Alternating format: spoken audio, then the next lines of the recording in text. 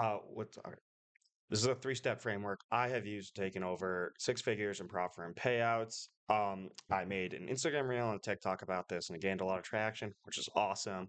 But I was also getting a lot of questions about how this strategy works and how to trade it. So this video right here is intended to kind of break down those questions I've been seeing and break down this strategy a little bit more because it was, again, a 35, 40-second video. It's a dumbed down version of the strategy. That being said, if this video doesn't clarify everything for you, I do have a Discord. The link will be in the description. Please go in there, ask all the questions. That's the best way to get a hold of me. But yeah, so I'm just going to go over the three steps I use. Also, one more disclaimer, I'm a day trader. I'm not a content creator. These videos aren't going to be the best. I'm sorry. It's just not what I'm good at. But I am here to try to help you guys out. But yeah, now let's just dive into the strategy. I'm going to explain everything. It's one step at a time, trying to make it nice and slow for y'all. But first step, as in any sort of day trading, you need to find a bias, right? So for this Asia strategy, well, I mean, for Asia in total, our strategy, I mean, our bias is really easy to find. And it's as simple as looking at what New York did, right? New York here was bullish, right? We can easily think that we are going to have a bearish Asia session, right? As we look at the other day too, same thing. New York was bullish. What do we think? Asia is going to be bearish, right? So bias done, right? All we are doing is opposite of New York.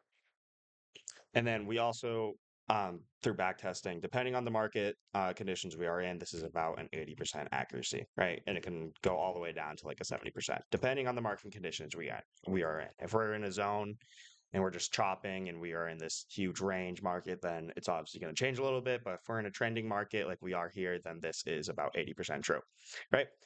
So step two, after we find our bias, if you guys need help finding the bias from New York and Asia, I'm sorry. I don't know if I can help you with that. This should be the easiest step, right? All right.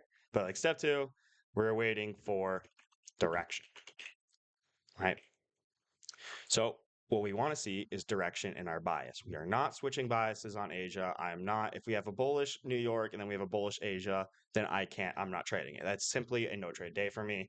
I am not switching my biases on New York. I mean, not on Asia. On New York, I will switch my biases depending on how price is moving.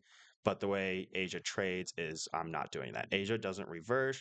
Asia is a very trendy session. So we're never looking for reversals on Asia.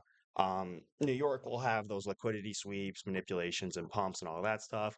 Asia doesn't really do that. Asia likes to keep it chill and go with the flow, and that's why I enjoy trading it so much, right? So going deeper into step two, we are looking for direction, right? Here, as we can see, Asia opens, right? And we pump up instantly, right? Pump up instantly, but we leave this high, right? Pump up instantly, leave this high, and then we go back down, right?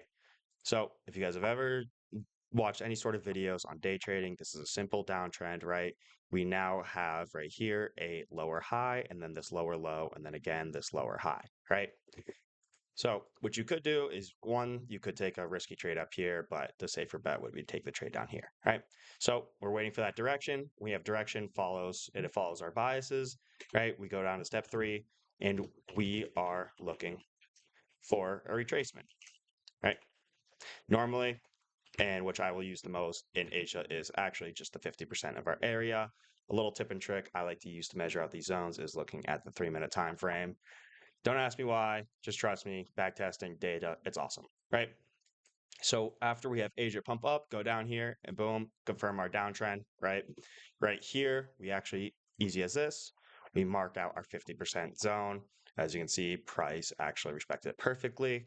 And now there are other confluences that we can use to make this strategy a little bit more easier, a little get more profitability out of a higher RR, right? And that's just looking at fair value gaps. We're looking at these breaker blocks here. We're looking at inverse fair value gaps. One of the ones that I've been using recently is actually the key new day open, right? So how do we find that? That's actually right here, right at 6 p.m. where price opened. I'll make this orange, right? So 6 p.m. new day open, which that means is once this candle right here at 6 p.m. opened, we had a new daily candle be put in place here, as you can see there. And this acts as a good zone for resistance, support, etc. As you can see here, it got tapped here and respected it, but here it's tapped out perfectly, right? So looking at Asia, we line up this 50% with our key new day open, which honestly is enough confirmation for me. If we zoom in here, we also have this small volume imbalance too, which also lines up with new day open 50%. So we could take a limit order right here. We can run a pretty tight stop loss just above the 618, right? And then we could take our profits all the way down to New York lows. We're not always going to have huge expansion days, so it's really good to have partial profits on our way down here, right? Because we'll never know if if Asia's just going to decide to dump miles and miles down, right? So we see here, we could take partials here, so we can let it run all the way down to these lows down here, right? But all these confirmations are lining up with the 50%, our trend, and our biases. Um, the reason why I'm looking at other sorts of confluences is trying to help me say if I want to limit order this or if I want to wait for a push in our direction on the lower time frames, right? So like say this wasn't near new day open or a volume imbalance, I could have waited for just this push down here, right? Something like this where we push through these inverse fair value gaps and then I could take that trade instead. But just knowing that we have all these confluences right here, I can also take trades like this, which have a very high win rate and a super high RR, right? So that's kind of the breakdown of this video. Um, I've been getting a lot of questions actually asking about the time frames to use.